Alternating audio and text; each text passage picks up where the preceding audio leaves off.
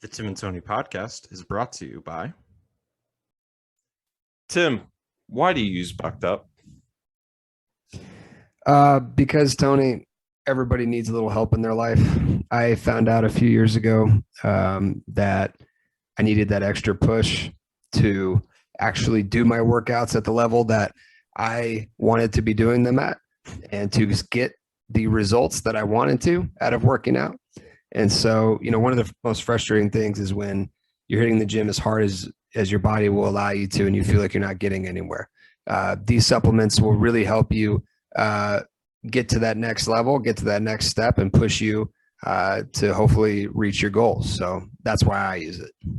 Bucked Up. It tastes fantastic and it helps you work out. Get it, use it. We have a promo code, right? We do. Promo code, very easy to remember.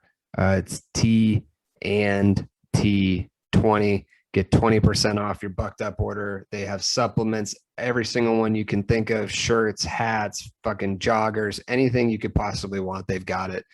TNT joggers. TNT 20. Get 20% off your entire order today online, buckedup.com. TANDT 20.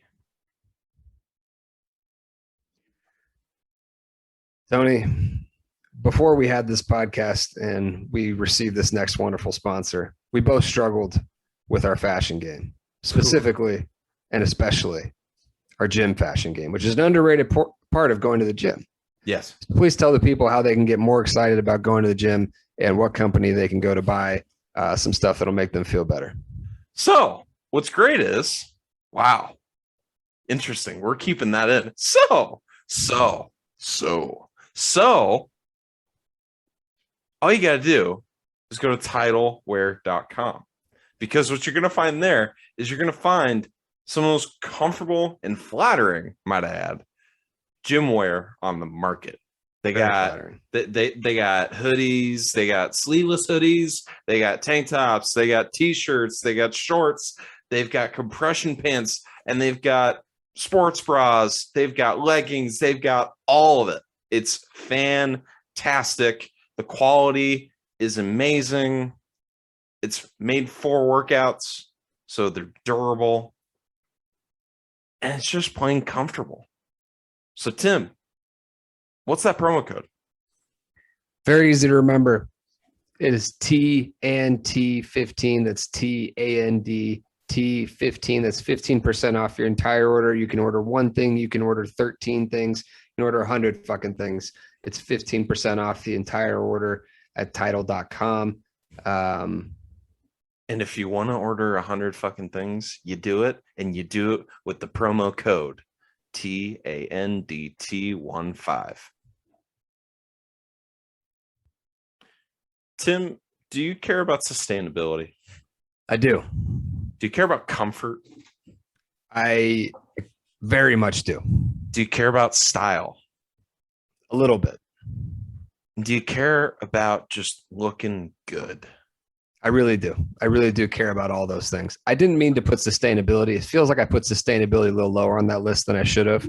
But I care about those things deeply. And in fact, sustainability is actually one of the best parts about what I'm about to talk about. Allbirds, they make incredible shoes. They make incredible clothing. They make incredible socks. Tell us about it, Tim. Welcome to the program, Allbirds. We're happy to have you on board. Absolutely. These are, no exaggeration, the most comfortable fucking shoes I've ever worn in my entire life. And you don't have to just wear them when you're having sex. That's right. That's right. I can't believe we just put that in an ad. They look great. They feel better, and they're good for the planet. This is a little bit different than we've done in the other ones. We're going to attach the link to go to Allbirds, where you can pick up not only a pair of shoes, a shirt. They're making joggers. They've got shorts, whatever you want. You buy anything on the store, you get a free pair of socks with it on us. If you do go to the store and buy some Allbirds, please use the link that's in the description of this podcast. Yes, and they don't do deals like this. This is like the only one out there Like, this is the one deal. So that's what we're bringing to you guys. You should do it. Get the stuff because it's a great company and they make great stuff. So, Tim, we've got, as of today, we've got Chris Paul out. Yep. Seemingly for the rest of the regular season, which, hey, yep. Chris, if you're listening, one, now that you've got a bunch of free time, why don't you come on the pod? But two, rest up. Need you for the playoff run. But now, unfortunately, Devin Booker's in the protocol, health and safety protocol, which now is code for he's either contact traced with COVID, has tested positive, whatever. So we're now without the two main guys in our backcourt. How are you feeling right now? So first of all, this Joe Burrow guy appears to be very popular in our culture right now. Yes. But all I know is that Devin was hanging with Joe Burrow yesterday on a golf course, and now he's got COVID. So what the fuck? Wonder where they were playing. I don't know. It looked like a course in Scottsdale that I'll tell you off air because nobody gives a fuck. That's shocking. But no, of course I'm kidding. I'm being facetious. Nobody knows how to get COVID. And I think that's one of the worst things we do in our culture is you gave it to me. That was a really bad kind of moment for our country. Yeah. But anyways, I actually feel really good. I feel really good. Not like better than I would if they were playing, but I feel good. And here's why. We have a 4-game lead in the Warriors. 7-loss lead on the Warriors. Yeah. The Chris Paul thing, this isn't even like a conspiracy theory. Like, I believe he's hurt. I just don't believe he's going to need to miss as much time as he's going to. Because but I think that's fine because first of all, it's a hand injury, which with hand injuries, you can still run, which is the biggest thing when guys come back after an injury is that they're out of shape because they couldn't run, especially with leg injuries. So I think Chris is going to go. He's going to get constant massages. Zion. Yeah. he's going to do constant yoga. Maybe go to Aaron Rodgers' hideout and I don't know. No. Oh no, we don't want him there. I just want him relaxed. Rodgers seemed really relaxed after he came out of there. I don't want Chris Paul near Aaron Rodgers. I mean, Chris Paul is hanging out. And plus Chris is vaccinated. We don't want him hanging out with unvaxxed. That's true. Or immunized. Because if Chris Paul, like if any of my favorite basketball players ended up on Joe Rogan's podcast, I need to be talked off a ledge. But the Booker thing, again, it doesn't make me feel good. Obviously, I want him to get well. There's still a risk with this thing that he could have a long form of the disease, and that would obviously be a problem. Yeah. But watching this game right now, we're only at halftime. We're up by 16 or 15 to the Trailblazers, who are objectively a terrible team. Yeah, but I mean, their best player right now is Anthony Simons. So there's have Lillard, don't have McCollum. Obviously, won't ever have McCollum anymore. But there's not much that you can take from it. But I think what's important is, and this was something that I think Shaq mentioned this back in the day. It's like sometimes you just got to feed the big guy. Sometimes you just got to feed your other players. Campaign's getting a lot of time tonight. Aaron Holiday's getting a lot of Cam Johnson. And Campaign's back. Campaign's back. Aiton's getting a lot of touches, more so than usual. It's good for them. It's good for their morale because as fun as it is to win, sometimes it's like, you know what I don't want to fucking do today? I don't want to run to the corner again and just wait for Chris to throw it to me. Like, it's not, I'm sure they enjoy obviously everything about playing on this team, but winning. But I'm sure at some point they're like, you know what I'd like to do? I'd like to pound the rock for 10 seconds and take a shot. Like, so I'm going to make this point, then we can move on. I saw someone comment, Phoenix is going to need to be careful that they don't have what happened to Boston when, Al Horford was out, when Kyrie was out, and, all the young guys started to get minutes, and, Terry Rozier started getting accustomed to certain type of living as though he's like a recent divorcee. Here's why that's very much not going to happen to us. One, all of the guys that are playing right now seem to not be as mercurial, shall we say, as a Terry Rozier or Marcus Smart. And then also the guys that are coming back aren't assholes. They're not dicks. They're not assholes to be around at this point in their careers. Obviously, Chris Paul has his reputation, but it definitely seems like he's at such a level of respect that now everyone, when he talks and when he does stuff, people listen, people care, and people don't find it annoying. So I have zero worry about this. And, my hot take has always been that I don't think, the coach that Boston used to have was all that great. Back when we were saying that, if you could have him or you could have LeBron, who would you take to run your? It's all about the inbounds plays, yeah, bro. to start your franchise out for the next 10 years, and people be like, Brad Stevens. It's like, wow, okay, no. And here's, my TED Talk why. We have Monty Williams, which by all accounts is one of the best coaches in the league. And Chris loves him, and all the guys seem to love him. So, I agree. I mean, the only player you'd be worried about, I think, who I'm not, and I'll explain why. The only player you'd be worried about having some of those feelings is Mikal.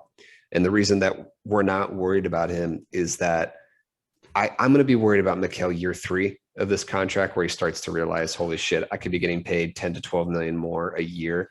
But right now, and especially since he's going to be the only guy that's left from this roster that's still on the team in 3 years. Well, yeah, God willing, Devin will still be here, but I get what you mean. But DeAndre is going to be in Sacramento. Chris Paul's going to be doing a 1 year wherever LeBron is.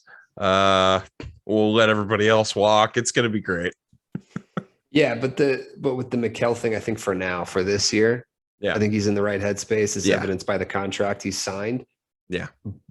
In the future, though, it could definitely become an issue, because right now everybody's playing their role so perfectly because there is no ego, there is no disease of more. One more run like last year, though, and it'll start to creep in. That's a next year problem. See, I the only reason why I disagree is the disease of more happens when everyone comes up at the same time. So meaning the disease of more was bad with the bad boy Pistons. The disease of more was bad with the Bulls. The disease of more, it was bad with Kobe and Shaq. When you have... Didn't happen to the 80s Lakers, by the way, not to the same degree. No, because Kareem was at a different point. Thank you. So that's my overarching point. When you have all of these guys that are coming up all at once, that all want all the shine, but there's sort of a power struggle between who's, the top guy on the team, who's this, who's that. The team that we have right now has very clear lines of demarcation. And I think is why the Warriors have been so successful, but in a completely different way. Because obviously Steph, Clay, and Draymond, they all came onto the scene at roughly the same time, meaning obviously they're all drafted at different times, but they all came to prominence at the same time. The difference with them is Steph Curry is very clearly the guy. Draymond is a very specific type of player, and Clay he's just vibes.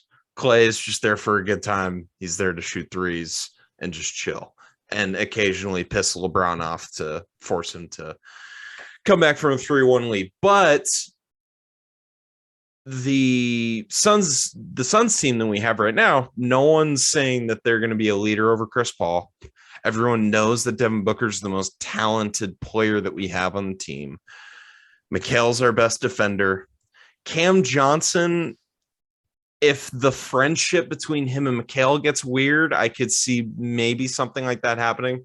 But because he is older than them, like he's older than Booker, so like I could see something there. But like just going down the roster, Aiton I could worry about, but he doesn't really, like, even with all this contract stuff, he hasn't made a fit about it.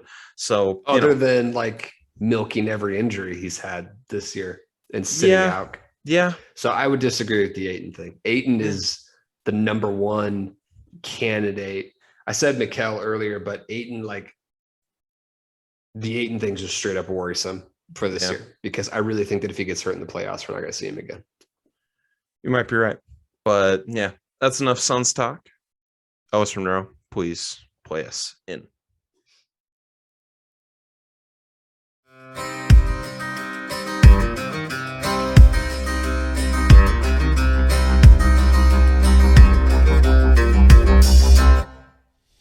In a crowded room, somewhere in town. So Tim, we're back. What are we talking about today? We're going to veer off the yellow brick road a Oh, little bit. okay. We're going to be talking a little bit about baseball, but Really? tying that in to basketball. Yes. But baseball isn't, it's not going on. What do you mean? I don't even Talk think about it's baseball. to be honest with you, I don't even think that it's by the end of this.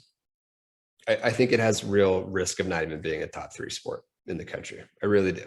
And that's being said from somebody who grew up loving it, playing it. It is my number one favorite sport. It means the most to me, like internally, as an entity. Is something that I have cared less and less about as the years have gone on and as the game has changed to, frankly, what it is now, which is virtually unwatchable. And what happened yesterday, we're recording on March 2nd, was honestly, I just felt so bad for people who care about this shit. Like, I care about it. Obviously, I grew up with it. Yeah. But like people like us with the NBA, the way that those people, the equivalent of us in the MLB, and there's hundreds of thousands, I just felt bad for them yesterday because it felt like it was just the grossest display of, we could give a fuck about the fans. We could give a fuck about the people who support us, who watch this, who want it. I'm here in Arizona. Obviously, we haven't been able to do spring training for the last few years, which has been hurtful to a lot of the businesses here. Not having it again is very bad. Well, yeah, I mean, you know, our favorite bartender, Derek, which if you're in the Valley, reach out to us. We'll let you know where he works. Definitely my favorite craft cocktail bartender. But I was actually talking to him earlier today, and no, this isn't a made up, this isn't a false premise. I actually was talking to him earlier today, and he was talking about how, like, his hours are going to be completely fucked now because they, you know, for the last umpteen amount of years, they've been doing their scheduling based on having spring training. And so the last couple of years, it's a real thing here. And so it's been screwed the last couple of years, but they were assuming, because, you know, a person that's running a restaurant isn't keeping up to date on the collective bargaining agreement negotiations of the MLB. So they didn't know that that there was going to be a work stoppage. They didn't know that there was going to be a lockout. And so now he has no idea if he's even going to have a job. He has no idea, because restaurants already have such low margins that then when there's a couple weeks that they're banking on to make a decent amount of their yearly money, it's throwing everything in flux. But this isn't a restaurant macroeconomics podcast. The point being that this lockout is having a lot of impact, not just in the world of baseball. And that's the segue into what we wanted to talk about. But before we do that, Tim, can you kind of catch up everybody, like how basically we got here? Do the Spark Notes. Yeah. So I remember texting you back in December. Yeah. And I was like, when by the way, this thing should have been figured out. I was like, what the fuck's going on with baseball? Like, I haven't heard anything. And I Googled every version of keyword you could for this, and it was just blank. And the only thing I read was something that was written like in November, which was basically saying nothing's happened, but they're not worried. Yeah. And I'm like, they're not worried? Yeah. they're not worried about getting this done. Everything tells me that they should be worried, because you have to go back a little bit further. And I promise I'll be quick with this, but you have to go back a little bit further. In 2020, the pandemic year where it was shortened, part of the reason they took so long to come back was because they were fighting with the Players Association. Yep. Like the bad blood was already, and by the way, with baseball, this goes back way longer. There's always been this really nasty kind of relationship between the players and the owners. For the record, this is the ninth work stoppage. It's basically, so, I mean, it happened 3 times in the 70s. It happened 3 times in the 80s, twice in the 90s. And interestingly enough, none when you and I were growing up, none in the 2000s and none in the 2010s. So now we're here. The bad blood has really, it was really bad in the 94-95 strike, because they were initially operating under just kind of a holdover agreement or whatever you want to call it, because they were playing games while negotiations were still taking place. And then as a negotiating tactic, the players decided to strike, and then obviously lost the rest of the season. And that was the year that Matt Williams was trying to break their home run record. But again, regardless, the bad blood has been there, especially since a lot of the people that run baseball, and the jokes are made now, but like, hey, why can't we be like other sports where the guys that are running the league actually like the league? Yeah. Like the people running baseball, wouldn't it be cool if they actually like baseball? No, I'm with you. And this is obviously more complicated, shockingly, than the discourse that is being had on Twitter. What? Yeah, because like I said, so there's this narrative, right? I've seen this going around a lot. This isn't millionaires versus billionaires, because the Players Association represents the everyday player. And minor leaguers. No, they don't. To a certain degree. Not at all. They don't represent minor. I mean, the things that they're fighting for would, if those minor leaguers made the major leagues, which is a small handful, they would represent them. But that's the biggest fallacy in all this, is that they don't represent the minor leaguers. So all this stuff that people are coming out with, he can't, I think they got rid of like 40 minor league teams, which obviously cost a bunch of jobs everywhere in mostly small rural parts of the country. But it needs to be stated that the Players Association represents Major League Baseball players, and that's it. My point was that my point being that if you're going to represent what all the minor league players are trying to get towards, then yeah, I see what you're saying, but isn't there a part of this agreement that has to do with the funding of the different minor league teams? Zero. No? Has nothing to do with that. There you go. But that's the thing that I think is getting lost in this, is that the people are so on the player's side, and I'm on their side too, but they kind of like gloss over the fact this has nothing to do with the minor leagues. This is quite literally millionaires versus billionaires. Now, you can still be critical of how those proceedings unwind, but I don't like some of the bigger players who have huge contracts like Scherzer trying to say this is about workers versus owners. That's not really, like, sure, in terms of legal terms it is, but that's not how this is actually playing out, in my opinion. It's what the players want. And by the way, some of the things the players want, I don't agree with. Like, I just flat out don't agree with it. Like, the players don't want a minimum salary floor. They want to raise the luxury tax to some ungodly number. It's just some of the stuff they want. I'm like, I don't think that helps what I'm seeing on the field. I just frankly. Well, and you know, the argument that I've seen going around for the floor is that, well, then it's going to hyper force the salaries up and down, and then the middle class of the MLB players are going to get thrown to the wayside. When I don't know. I don't know. It seems like a weird argument that I don't understand. That I personally don't quite understand. Ultimately, though, you're right. This is ironing down to 1,200 players, because obviously once you're on the 40-man, then your contract's purchased by the big league team, though you could still be playing on the AAA team. So, 40 times 30, and then obviously the 30 owners. It's 30 owners versus 1,200 players. The problem is that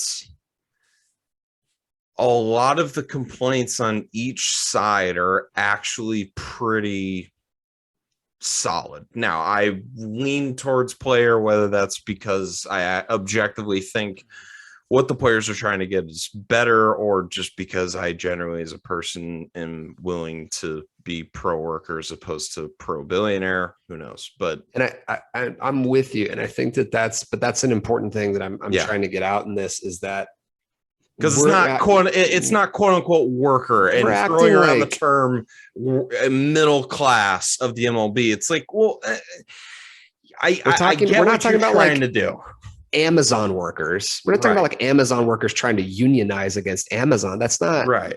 That's not like, quite what's going on here, frankly. This is Ketel Marte's not having to shit in a bag to make sure that he's getting his time efficiency stamp for Amazon. He's not having to do that. I'm with them on I don't think the owners have negotiated in good faith this entire time. I don't think that they've brought proposals that they thought could be accepted. I think that they've slow played stuff. I think their walkout bullshit that they've done. That was going to be my point. Yeah. Is both childish and somehow like degrading to the process. But I do think that it's more complicated than one side is just out of their goddamn mind. It's like, okay, I see some of the proposals that they're making. I agree with the owner's side of it. I think there should be a floor. I think these teams like the Marlins that just like sit there and spend no money and just take in the revenue sharing, that's bullshit. I hate that. Like, don't own a team if you can't afford to put players on the field. Yeah, like, right. I hate that shit. Because then it's like, okay, you're going to have to spend this amount of money. You would hope that then it would drive not the Robert Sarvers or whoever owns the Marlins, those owners of the world. It would sort of signal to them like, hey, this is going to take spending some money, which again, Robert Sarver, if you're listening, I hope you sell the team. And go fuck yourself. Fuck yourself. Yeah. And just go ahead and sell to the highest bidder, please. I'm good with it. But the reason why we wanted to talk about this, because you and I obviously are, is it okay if I speak for you in that we're both more NBA heads than MLB heads? I've definitely become that. I think we've both become that later in life for a lot of reasons, but yes. One, the league's more fun, and two, our baseball team's an abject failure of everything. But the reason why we wanted to talk about this is because you and I were having a conversation a couple days ago. Yeah. How this lockout could impact the NBA, and more specifically the NBA schedule, and how this could impact, how it could have a domino effect in how we watch all the different sports, when we watch the different sports, and whether or not this is going to continue to be a major 3 sport country or just a major 2 sport country. The biggest thing that I wanted to highlight is that currently, or I shouldn't say currently, as of 2019, the MLB regional cable numbers, they averaged about a 2.8 rating. NBA games averaged a 2.3 for the 2018-2019 season. True. So regionally, as of 2019, the MLB was doing better. Right.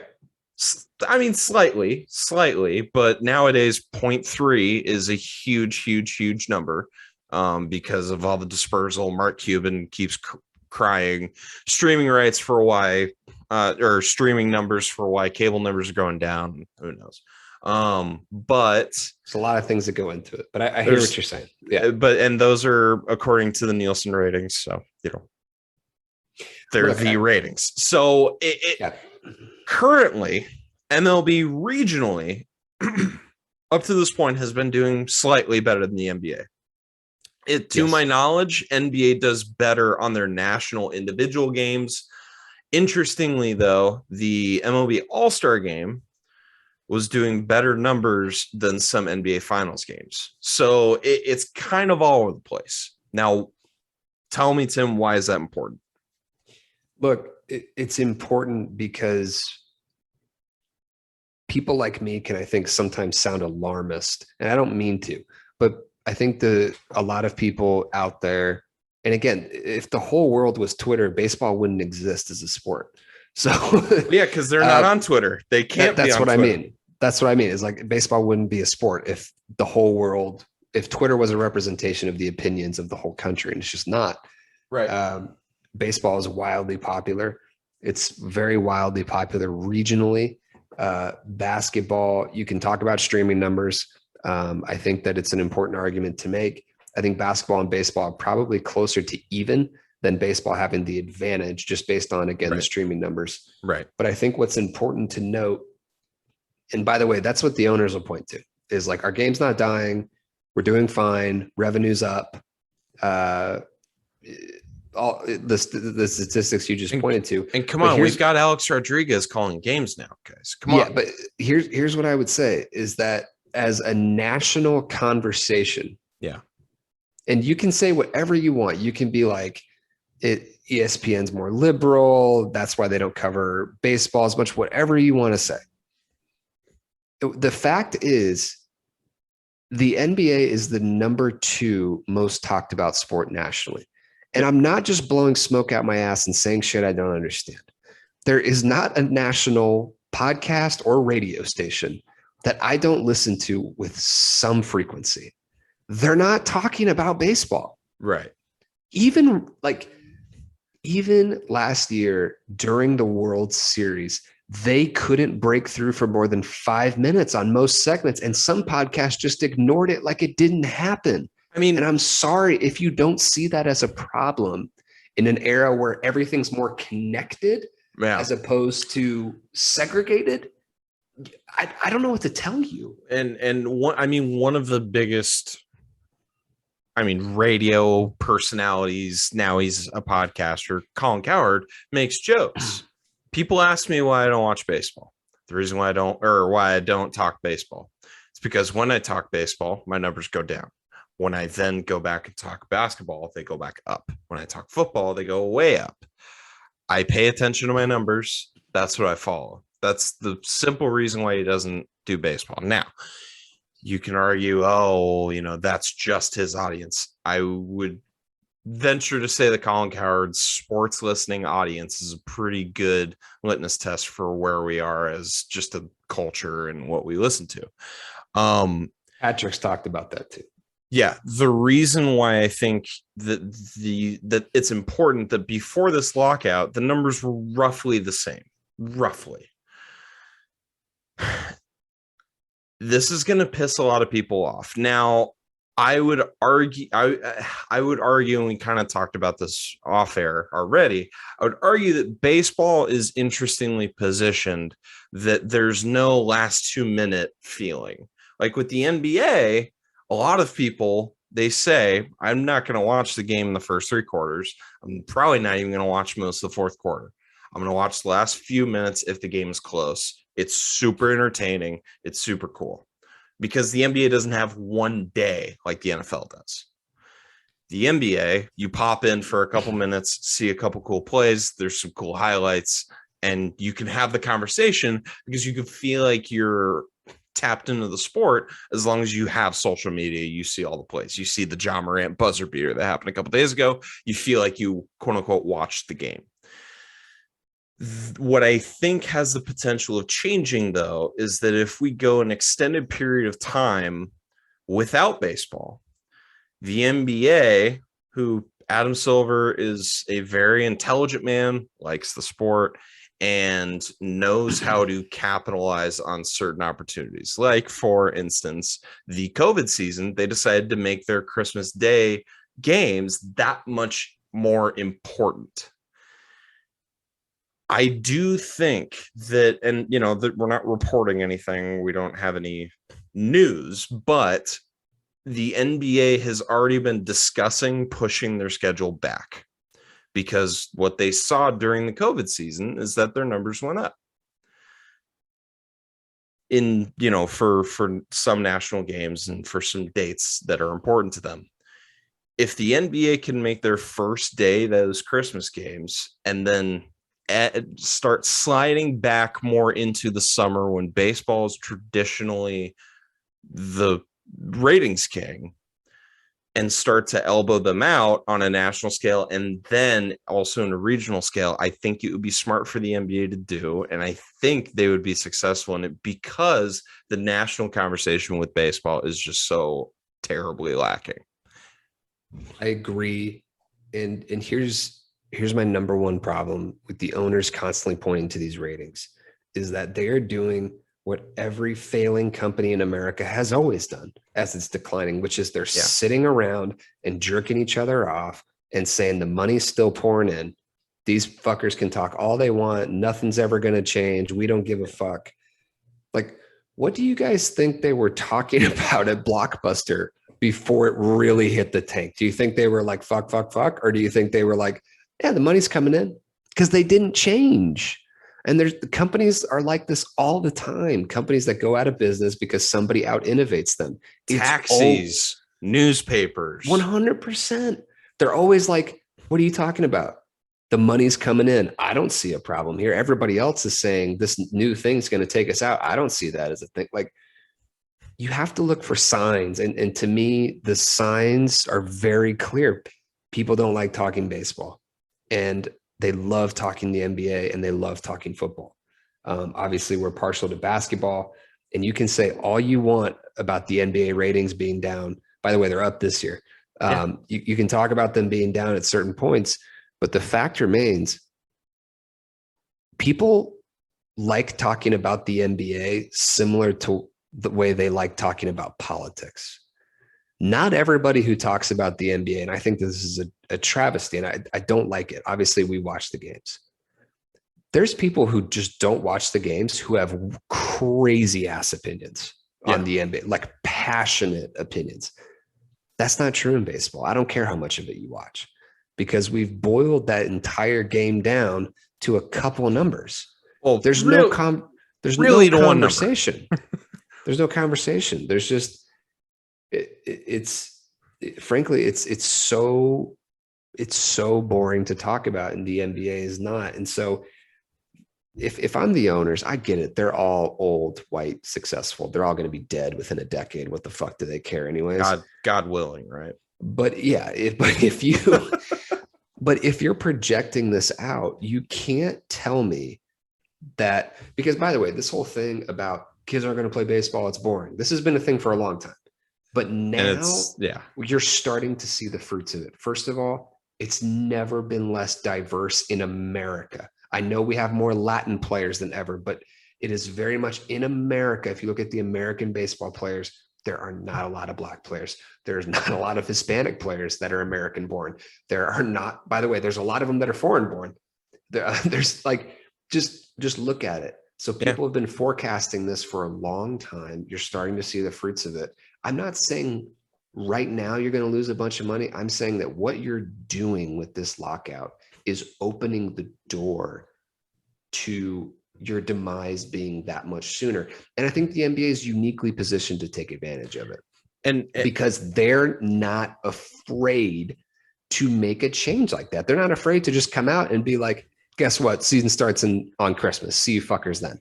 Like, oh, and by the way, it's on Apple TV only. Yeah, like they're not afraid to make those kinds of moves. And I think if they chose to just own the summer, they could. Because right now the finals ends in July. And if they chose to make it end in like September or late August, then the baseball becomes fucking college basketball. I'm serious. Where people tune in for 1 month out of the year, kind of. That's all it's going to be. Yeah. So like what baseball has that basketball doesn't is that it's basketball. Obviously, there's games every day, but your team is not playing every day. Your team can go days without playing. In the MLB, basically, it's roughly 6 days a week, sometimes 5. But NBA, it's basically 3, maybe 4. Baseball is basically on every single day. You come in for 3 hours. It's nice ambient noise. There's a lot of downtime. There's a lot of commercial time, which makes it, financially viable a lot more than basketball, because basketball, you have, baseball, you have at a minimum 18 commercial breaks and then pitch changes and all that stuff. NBA, you don't have nearly that many stoppages, unless we're counting all the last 2 minutes, in which case it feels like we have 40 stoppages in the last 2 minutes of an NBA game, but that's a different point. What I think is the best point that you can make as to how I think the two sports are going to go moving forward is what the sports ended up, how the sports ended up trending with the introduction of advanced metrics. Baseball, it just got more boring. It just did. Once you introduce WAR, once you introduce a lot of these advanced metrics, now there's no debate. There are answers. There are no longer debates. In the NBA, the answer, quote unquote, was just shoot more threes. It wasn't this player is, because of this number, better than this player, meaning you just need to get more of this player to be on your team and you will be more successful. Because that's what we've seen. That's how the Red Sox won their World Series. That's how, or their World Series plural. That's how a lot of these teams they started using the Moneyball calculations and they started winning, ironically, everyone other than the A's. So yeah. Can I just say, though, that I appreciate something about the NBA, and that's they almost went there. I think for a few years in the late 2010s, we were really close, where every fucking radio guy thought he was fucking Daryl Morey out here just shooting stats out of their ass that they themselves clearly either didn't understand or barely understood. Yeah. And what you're seeing now is even on Smart Guy NBA podcast, which I love Zach Lowe. I think Zach Lowe is one of the best NBA podcasts out there. Even him, who actually understands this shit, when he says like an advanced stat, he'll either take the time to thoroughly explain it or he'll apologize for being a dork. Yeah. Like it's because I think that people are starting to realize, I'm sorry, I don't want that. I don't want an abbreviation every 5 seconds that I don't fucking understand. I'm a busy guy. I don't spend 100% of my time reading NBA stats. Like it's not feasible in 2022. So please talk to me like I'm an idiot. Well, but I think the big difference though is that when advanced metrics came to the NBA, it actually made the game more interesting, because what's one of the coolest things that there is to watch? Steph Curry shooting a 70-foot three. Up until 2014, well, really it got accepted maybe 4 years ago, 2016, the year after the Warriors won their ring. Those shots were bad shots, and you would get killed on the broadcast, online, by your coach. You would get killed by everybody for taking that shot. Now, as long as you're good, we now have LeBron James taking logo shots in a game, and he makes enough of them to where people don't call it a bad shot. So it's now more exciting. Whereas baseball, it didn't actually change the way that the game is played. It changed the way that GMs moved about their scouting, their free agency practices, how we look at righty lefty matchups. Basketball, it changed the way that certain players play the game, and it made them play in a much more entertaining way. Plus, a lot of the advanced metrics are more team oriented as opposed to player oriented. So we have net rating that shows us who's the most efficient defensive team, who's the most efficient offensive team, all that stuff. And those are cool conversations to have, but it doesn't provide an answer, It doesn't provide something that just completely ends a debate, because you can't look at net rating and say, you know, oh, well, the 2016 Warriors team has a higher net rating than the 1992 Bulls team, so that means the Warriors were better. That's not what that means. And you can't have that conversation like what we now do in baseball. No, and I think there was some ways that I think it changed baseball, mostly shifting. And that's another point that I disagree with the players on. By the way, the players are talking about they don't want baseball to ban shifts. I think that's stupid. I think they should ban shifts yesterday. Yes. But anyways, back to kind of this. Oh, real quick, if I could just interject, because it makes the game boring. I know, but like the players don't see it. Like that's what I mean. And that's fine. But ultimately, where you and I are sitting, we want better products. MLB does really one thing that just pisses me right the fuck off.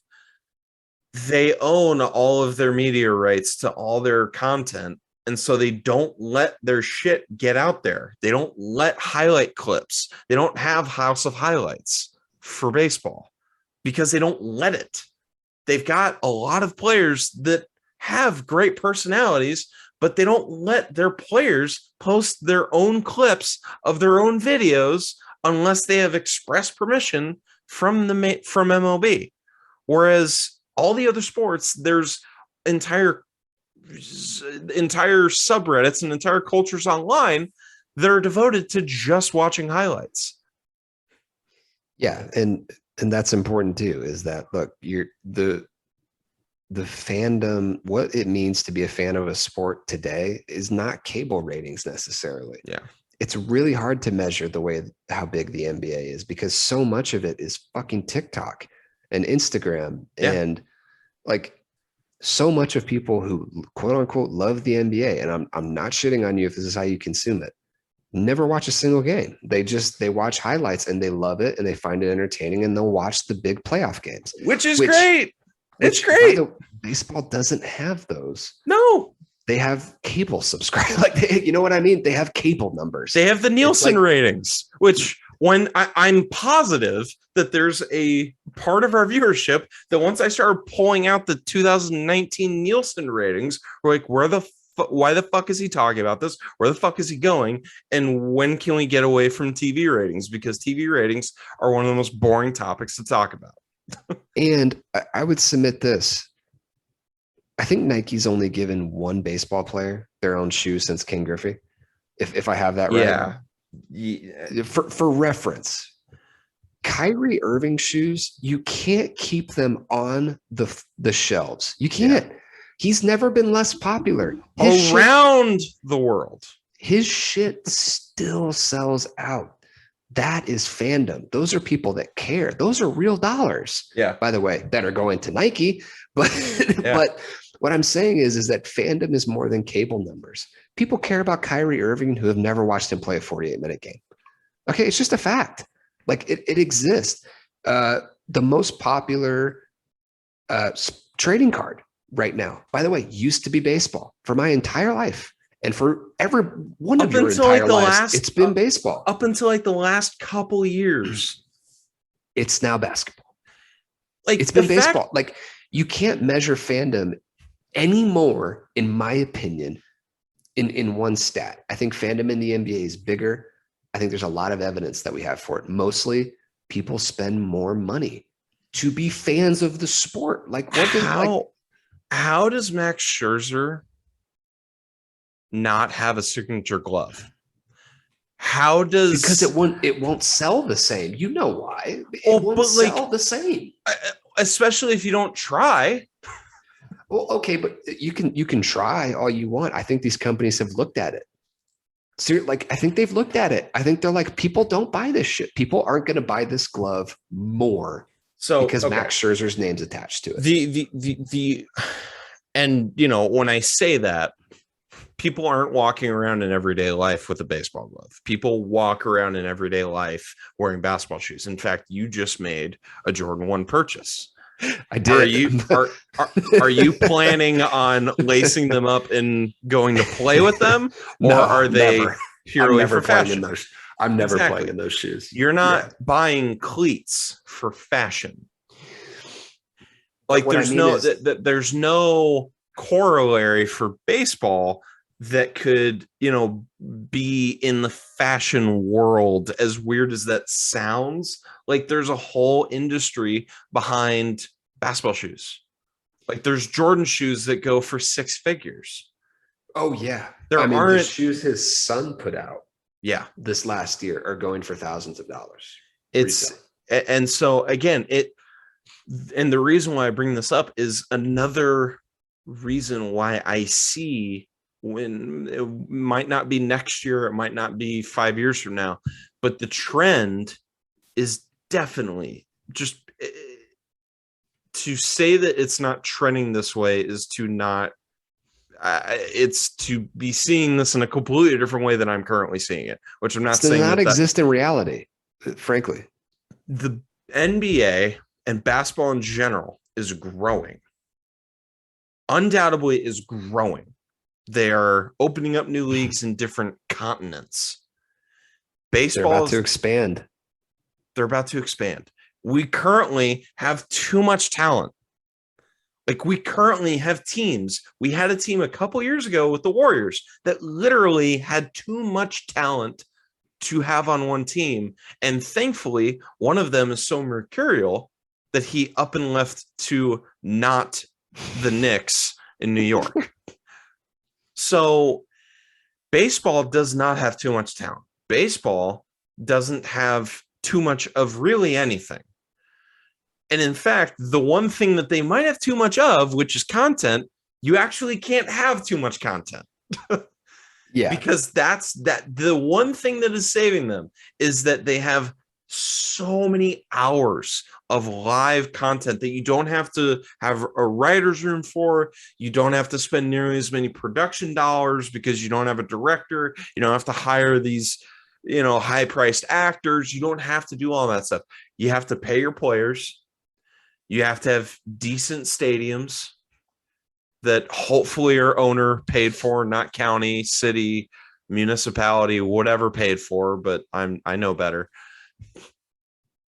It takes a lot less creativity to just maintain a baseball league. And that's what we're doing right now. They're maintaining. They're a newspaper. They're a newspaper in the late 2000s. Yeah. Their Judgment Day is coming and they're accelerating it now officially. Yeah. Yes. And that was your main point. So I'll let you take the floor on the acceleration point. They're accelerating it. They're pushing this further. If this was going to happen in 2040, it's not going to happen in 2030. Yeah. Like that, by doing this, you are opening the door for the NBA to take it. Because if this goes into summer, which I think it will, I believe the NBA will announce it right away. Because once baseball has another 2-month season in 3 years, your interest is, you fucked yourself. Like, I'm sorry, there's no nice way to say it. You fucked yourself, because now the only people that are going to watch it are people that it's just like, it's all they know. They just sit there for 3 hours. They watch a baseball game, and those people don't go out and spend the type of money that NBA fans do. I'm sorry. It's evident in the merchandising. Even a lot of golf players have like watch and cologne endorsements. It just doesn't exist for baseball, because these companies know if I put Mookie Betts or Fernando Tatis's name on something, it's not going to drive sales. Like, which is what does wild, that mean? Because what does that mean? Specifically, Mookie Betts is one of the most interesting people in sports. The dude could be a professional bowler. He could be a professional basketball player. Hell, he could probably be a professional football player. The dude is one of the most athletic human beings we have ever seen in human existence. Doesn't have, if he has endorsement deals, I'm not aware of them. And that's kind of my point, is like didn't he just like a few, like during COVID, didn't he bowl a 300 like in a professional tournament? I think he did. Like, but stupid. It is stupid, but I'm just telling you, like the Alabama quarterback Bryce Young is making more in endorsements this year than Mike Trout, I would venture to say, without looking at the numbers, because he's making over $1 million. He's making over $1 million. Like college football players drive sales more than professional baseball players. And baseball is still holding on to the fact that, look, our ratings are good. People are still at the games, even if it's less than they were before. Like, I don't get the sense that there's urgency, not only on the owner side, which has been talked about ad nauseum, but I don't get the sense that there's proper urgency on the player side either.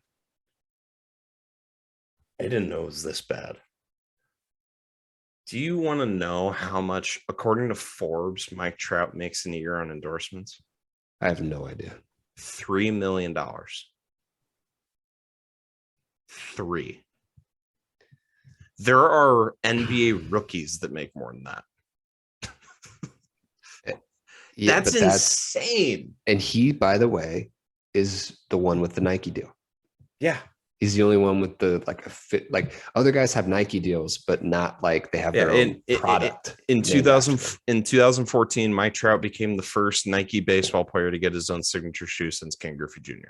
And yeah, and they haven't done it with anybody else since. Like, by the way, he's probably the upper echelon, like Tatis or Machado or Betts, like we were talking about earlier, or Kershaw or Cole. Like none of these guys are making it outside of the sport. And so I think, to me, again, I always kind of default to being more pro player than pro owner, like we were talking about earlier. Yeah.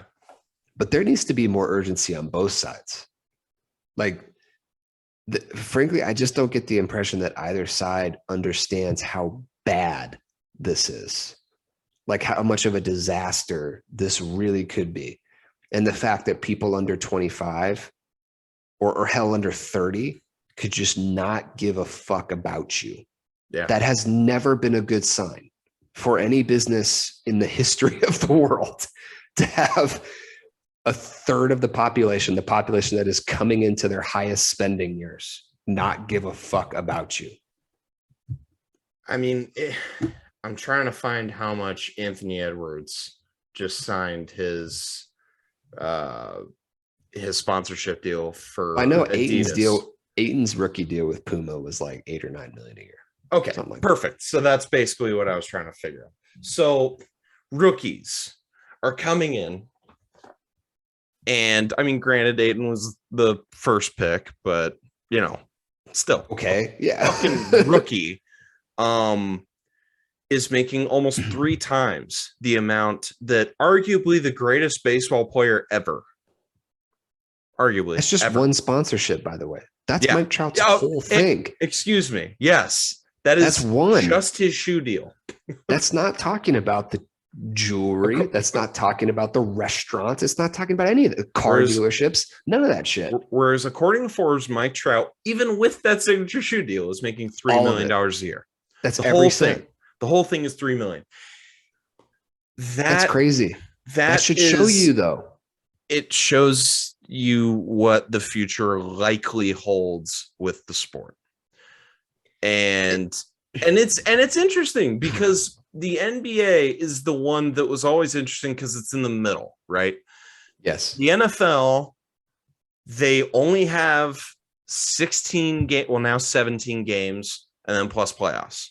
So 17 days out of the year, plus the 4 weeks for playoffs. So 21 days out of the year, they actually create content. And then obviously, you know, there's Monday night, Thursday night, you get the point. Right.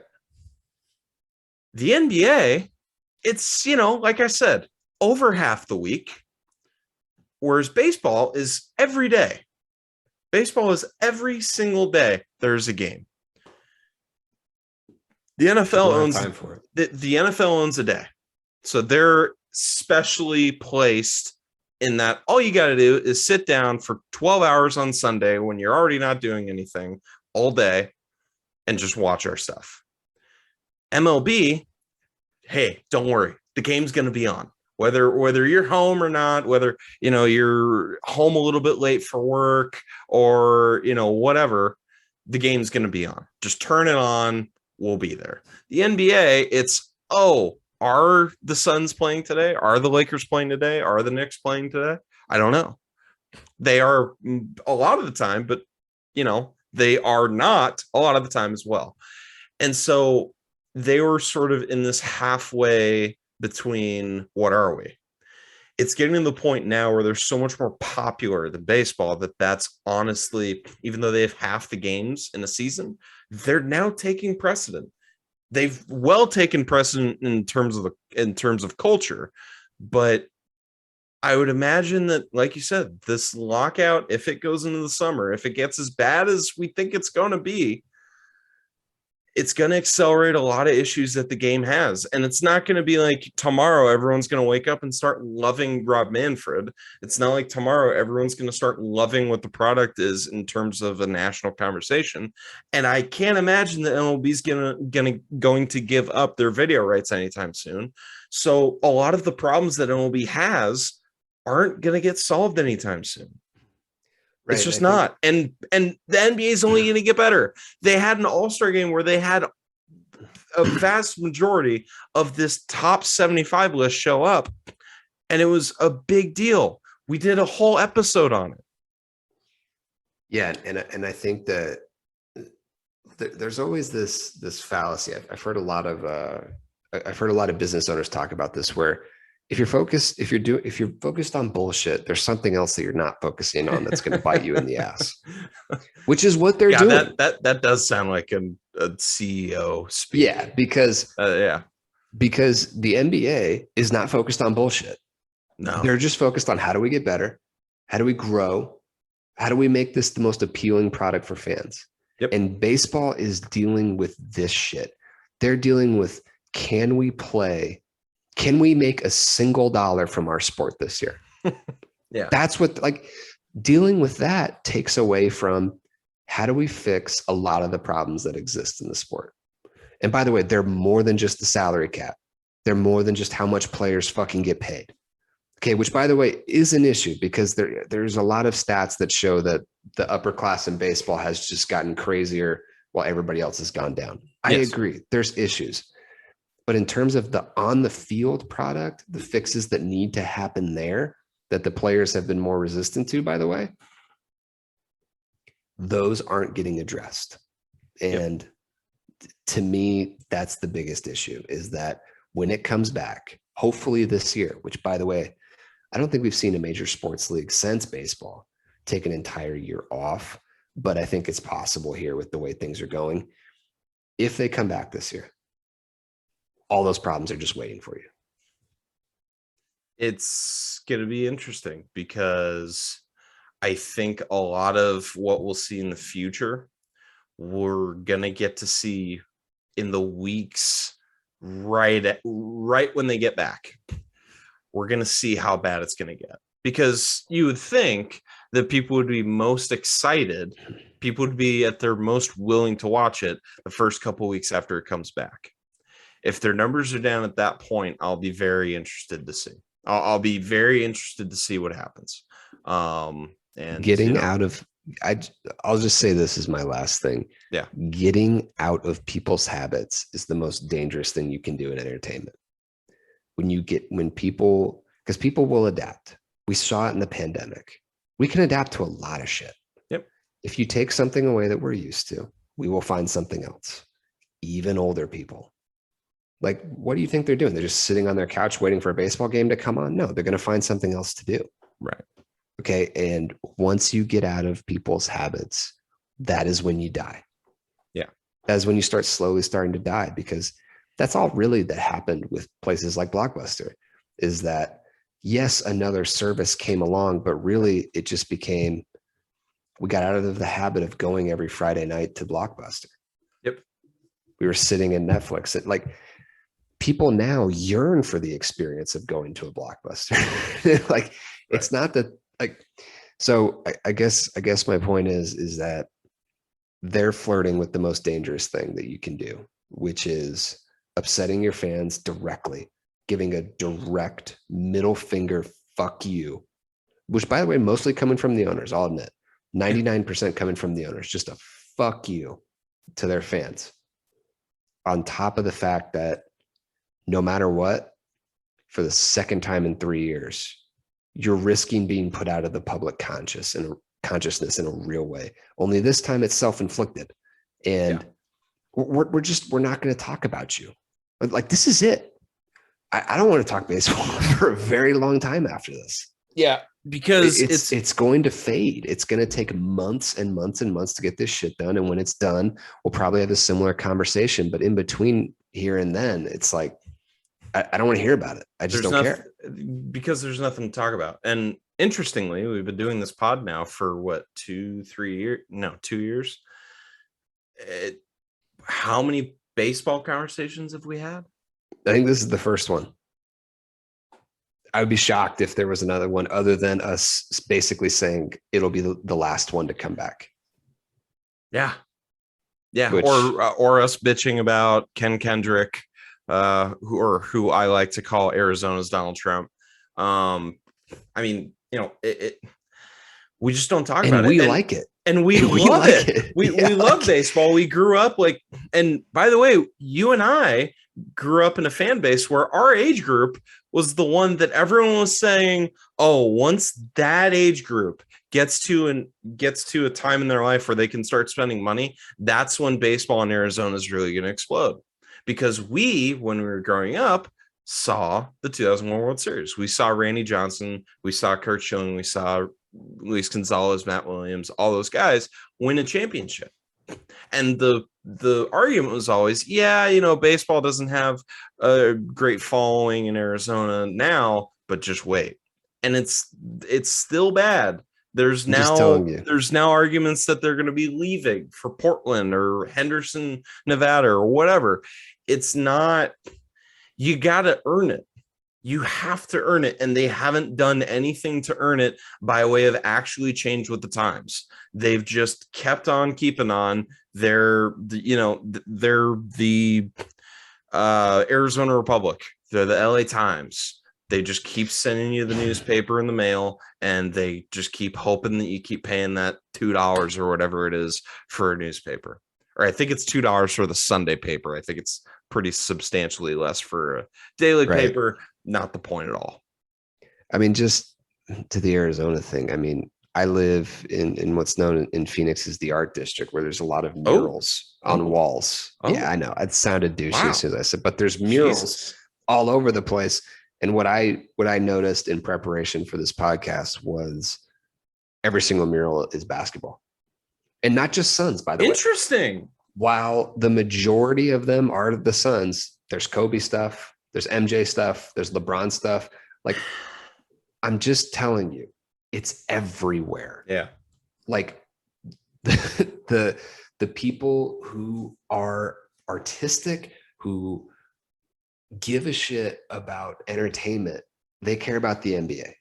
They don't care about baseball. And if I were them, I wouldn't be able to sleep over it. But apparently they sleep just fine on their very expensive mattresses because money's still coming in. Their new TV deal was bigger than the last one. And that's all they really give a shit about, apparently, until one day they wake up and they're like, holy shit, we need to downsize to 10,000 seat stadiums. Which they needed to do that in Arizona probably from the get-go. But anyways, you got anything else, Tim? Because I don't want to talk about baseball anymore, because it's just they haven't earned it. They haven't. Well, the league generally hasn't earned it, and the Diamondbacks certainly have not earned it. We might have one player that would make the Dodgers 40 man, maybe. But anyways, on a positive note, the Suns just won by 30 in a game that they didn't have Devin Booker or Chris Paul, or Dario Saric. Don't want to forget about Super Dario. But anyways, my one thought is just get it together. Get it the fuck together, because I want you to be cool. I want you to be fun. I want you to be entertaining. So really, I'm going to give the Ted Cruz Award to Rob Manfred, which, of course, it's the easy one, but it's the right one. Rob Manfred, go fuck yourself. MLB, go fuck yourself. Ken Kendrick, go fuck yourself. And COVID, go fuck yourself. You got Devin Booker in the health and safety protocol. Broken thumbs, go fuck yourself. Yeah. Russia, go fuck yourself. Russia, go. Yeah. There's a lot of, yeah. I've never meant this more seriously. Usually the Ted Cruz award's a joke. Russia, please go fuck yourself. Did you, real quick, did you see that Zelensky video that they put I think it was a Nas beat behind? That was just, I've avoided the Zelensky content. I'll send it to you so you at least get that. He's, what a weird time when without Russian bots on Twitter. What a time to be alive. So on that note, all those people, go fuck yourself. And of course, Ted Cruz, please go fuck yourself. Elvis Monroe, please play us out. One day, someday, fiction girl. She's my one day, someday. She's my one day, someday. Gotta have her, gonna call her baby. One day, someday. She's gonna call me baby, gonna have a family. I can see it in her eyes. Our future's all so bright. Gonna wake up by his side. One day, someday. She's my one day, someday. Fiction girl. She's my one day, someday.